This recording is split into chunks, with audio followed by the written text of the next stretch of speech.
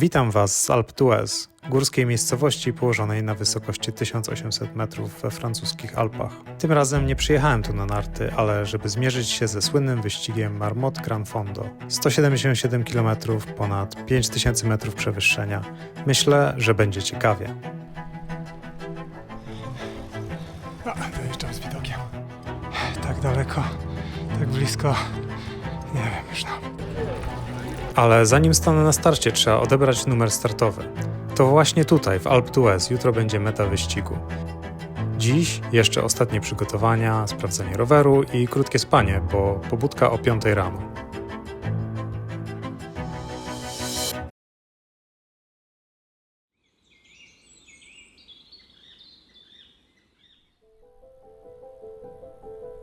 Z samego rana czekał na mnie 40-minutowy zjazd na linię startu. Po drodze czekało na mnie 21 legendarnych zakrętów Alpe d'Huez, z którymi zmierzę się pod górę na sam koniec wyścigu. Góry o wschodzie słońca wyglądały przepięknie, ale w głowie miałem już tylko to, co czeka na mnie później, czyli wspinaczkę w 30-stopniowym upale.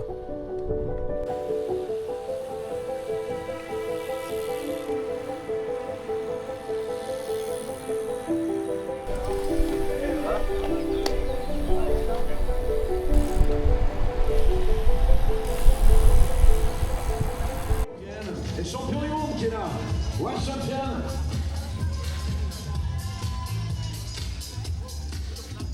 Geesje Eigenbeest uit de Nederlanden. Waar zijn de Hollander, de Nederlander?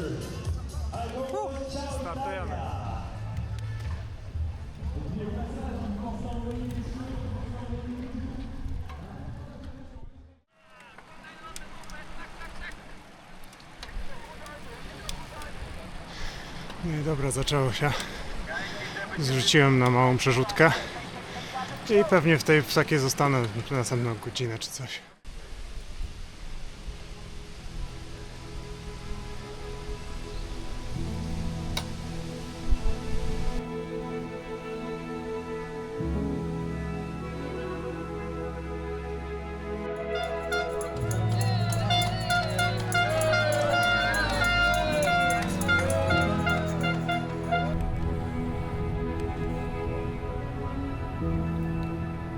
Pierwsza przeszkoda dnia to słynna przełęcz Col du Glandon. Na szczęście na tym etapie wciąż czułem się świeżo, więc podjazd poszedł w miarę sprawnie.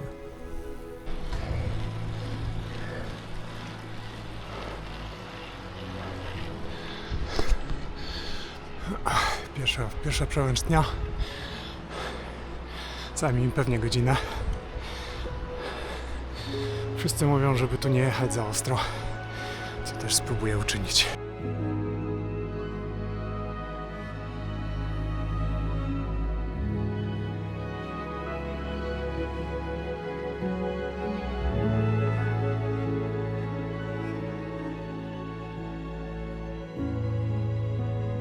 No, powoli zbliżamy się do przełęczy. Jak się wydaje blisko, ale to chyba jeszcze z 6 km. Ale wydaje mi się, że większość podjazdu już za mną. No tam na przełęczy przestają liczyć czas, więc myślę, że zrobię sobie jakąś przerwę.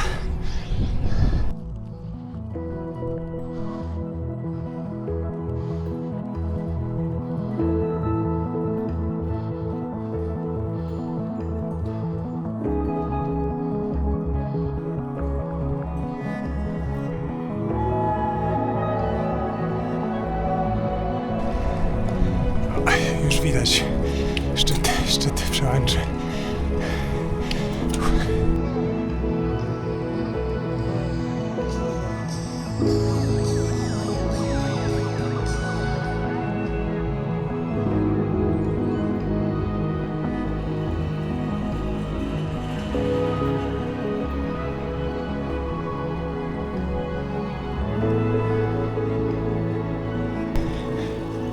No, dojeżdżam z widokiem.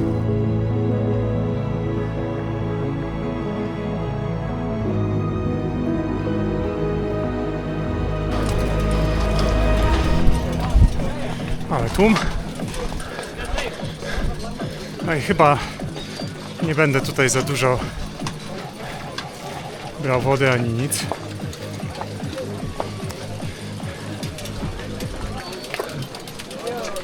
Może się na banana skuszę.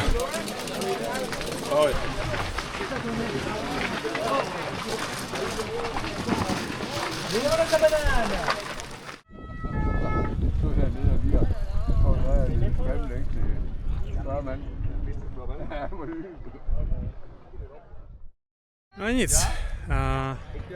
Odpocząłem chwilę. Czuję się dobrze, także będę dołączał do ziomków, którzy tam za mną zjeżdżają. Idziemy.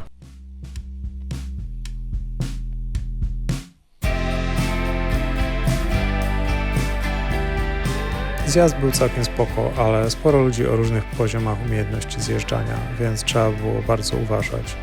Jedni chcieli jechać szybko, inni bardzo powoli. To bywa stresujące, bo nigdy nie wiadomo, kto jak się zachowa na zakręcie. Widziałem nawet kilka karetek, ale tak to już jest na takich dużych imprezach. I właśnie dlatego na niektórych odcinkach zjazdowych zatrzymywali czas. Oznacza to, że czas zjazdu nie liczy się do ostatecznego wyniku, dzięki czemu jest bezpieczniej, bo nie ma pokusu, żeby zjeżdżać na wariata.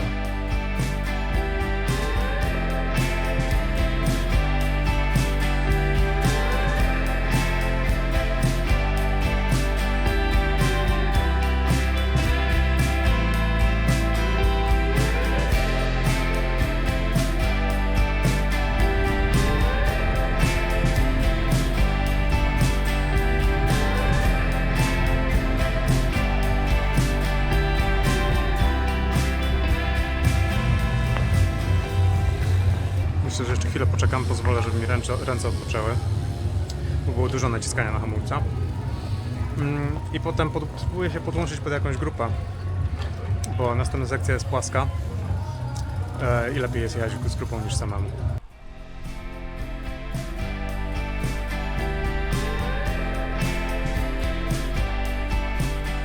A więc załapałem się na taką grupkę. Na początku jakichś chłopaków z Australii im siedziałem na kola, ale byli trochę za szybcy i jak pocisnęli pod górkę, to stwierdziłem, że może sobie odpuszczę. Ta grupa ma ok prędkość. Jakby była trochę szybsza, by było idealnie, ale no, jest jak jest.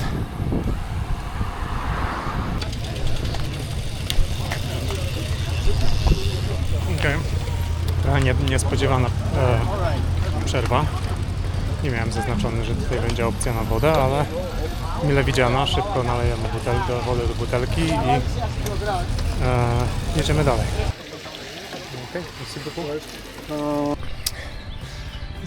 Zaczęliśmy wjeżdżać na Col du Telegraph. Główne danie dnia. To i potem Galibier. Właściwie jeden za drugim, więc można liczyć jako jeden podjazd. Myślałem, że trochę mocniej pojadę na początku, bo potem jak będzie większa wysokość, to i tak nie będę miał dostępu do pełnej mocy. Zaczyna się robić ciepło, a na razie czuję się dość dobrze.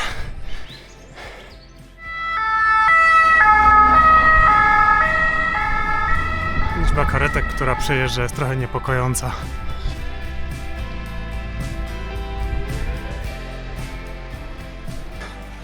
Jestem kilometr od pierwszej przełęczy.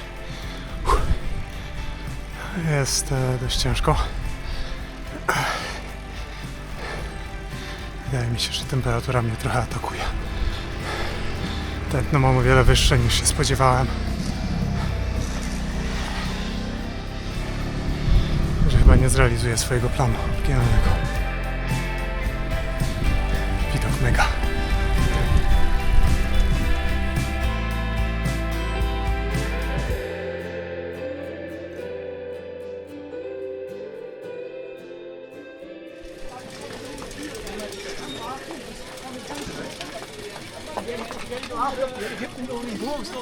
No ja chyba wezmę tylko coś do jedzenia, bo zacząłem być głodny i tu nie ma przerwy na czas, także postaram się to zrobić w miarę żwawo.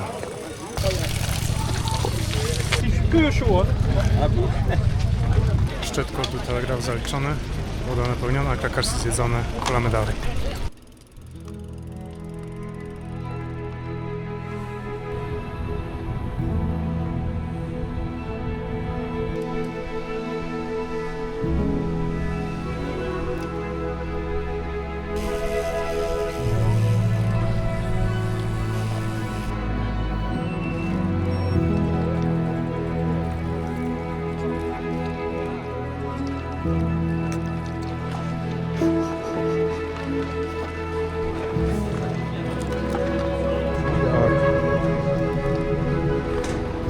Nice. Czuję, że odżyję.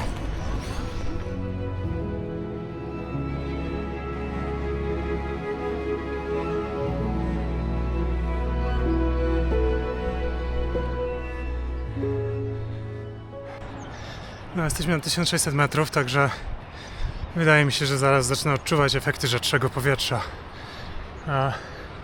Co mnie nie cieszy, bo już jest ciężko, a będzie tylko gorzej. Masa ludzi przede mną, masa ludzi za mną. Nikt nic nie mówi. Każdy jedzie własny wyścig w głowie. Wszyscy pewnie nieźle cierpią. Nie widziałem nikogo, kto by dobrze wyglądał.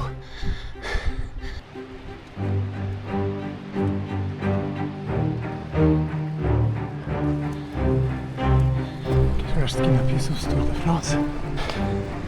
Ogólnie nie wiem, czy wspominałem, ale cała ta trasa, wszystkie te górki są często używane właśnie w Tour de France. Tam, gdzie mamy metę, była kilka razy meta etapu. Jest ładnie, ale jest też dość ciężko.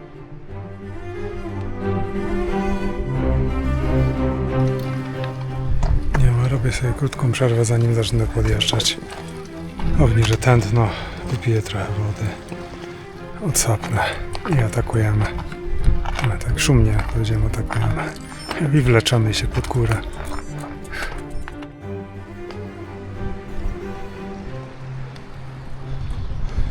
O, czuję jakiś wiatr, jest bosko, chłodek.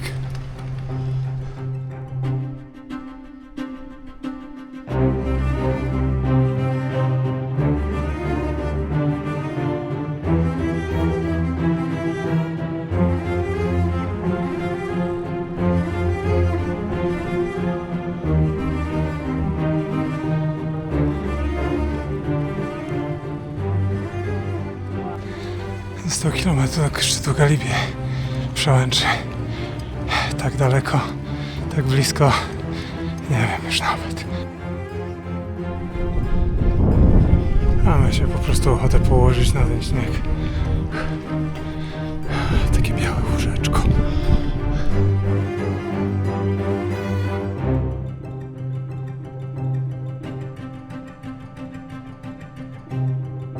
Jaki to jest piękny widok. Koniec wjeżdżania. Przerwa.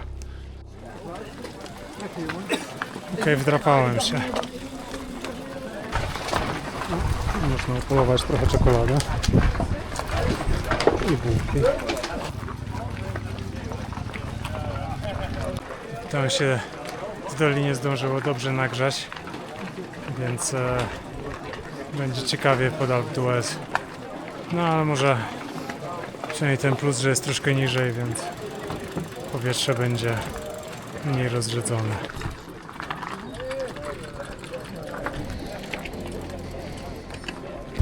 Opa, Galibia. Zjazd z przełęczy Galibiej to była już czysta przyjemność. Bardzo długi, łagodny, praktycznie bez konieczności hamowania. Można było naprawdę nacieszyć się widokami.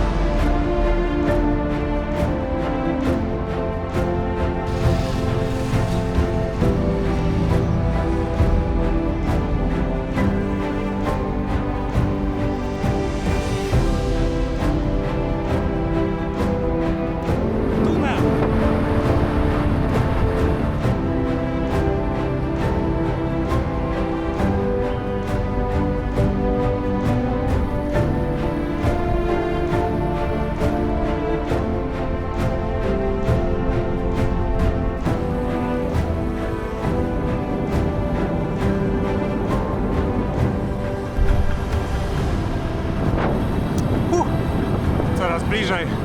Nie wiem, czemu się cieszę. Trzeba górkę łoić, a nie.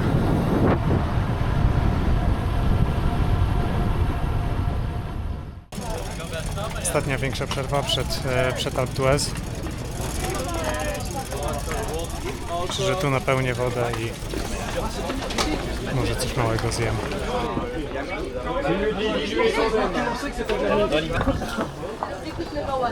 Arbuz rządzi. Zjedli, popili. Wyjeżdżam właśnie z ostatniego przystanku.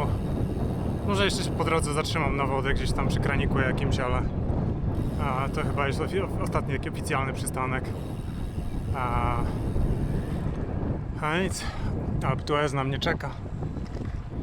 Jeszcze nie widać, ale on tam jest.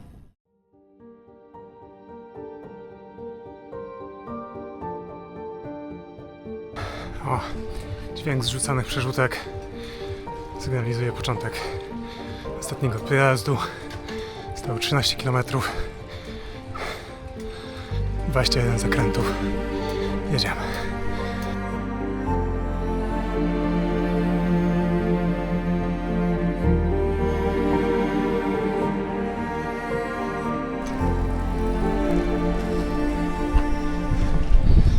Okej, jeden zrobiony, zostało tylko 20. Nie wiem, czy widać, ale ktoś spryskiwacze ustawił. Genialnie.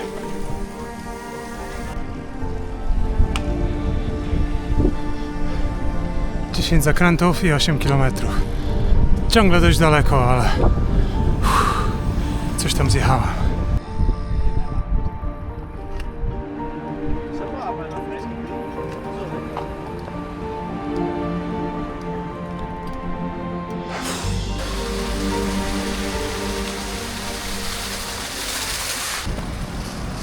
Chociaż mam niską ochotę jechać dalej, ale też nie mam za bardzo innego wyboru, więc robię to, co muszę i pulam.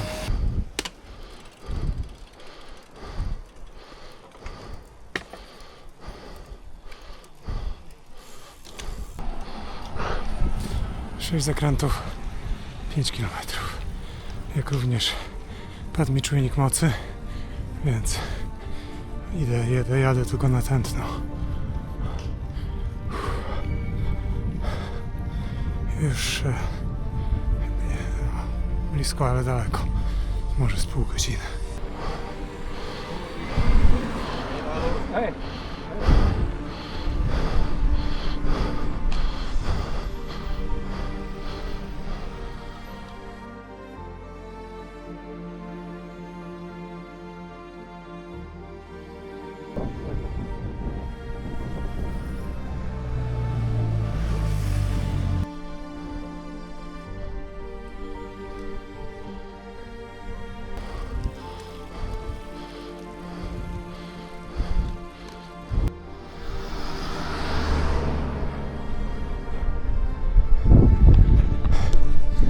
Już tak blisko.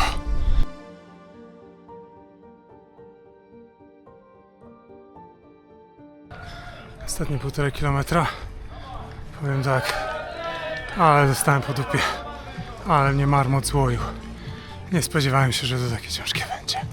Myślałem, że jestem przygotowany. Nie byłem.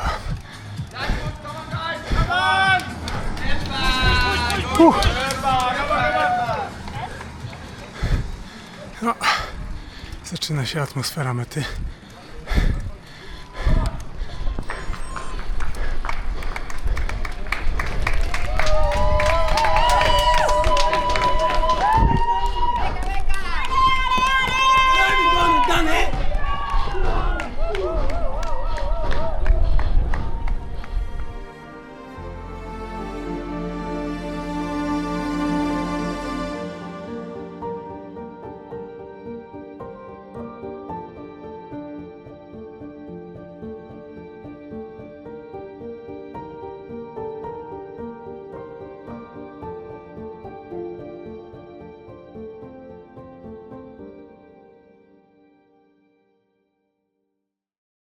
To jest niesamowite, że są ludzie, co są w stanie to złoić w 6 godzin.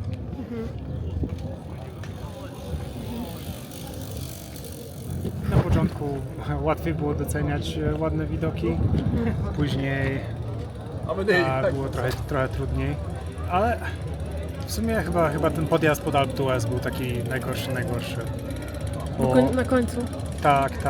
Ten pierwszy podjazd, tam wszyscy mówią, żeby nie jechać za intensywnie, więc nie jechałem za intensywnie. Potem pierwsza połowa drugiego podjazdu była trochę ciężka, ale jeszcze w miarę świeże nogi, więc było ok. A druga połowa była trochę ciężej, ale już było wyżej, więc się zrobiło chłodno. Ostatni kawałek przy szczycie, bo to było 2600, to już tak trochę przymiera. Musiałem zejść raz szedłem, się zatrzymałem, ale podjazd pod Alpe d'Huez chyba ze 3 czy 4 razy schodziłem. Zrobiłbyś coś inaczej? Jakbyś miał drugi raz brać udział? Tak, więcej treningów w zimowych ciuchach, zdecydowanie. Myślę, że to by mi pomogło. Ogólnie więcej treningu, czemu nie? 2 razy tyle. Też by się przydało.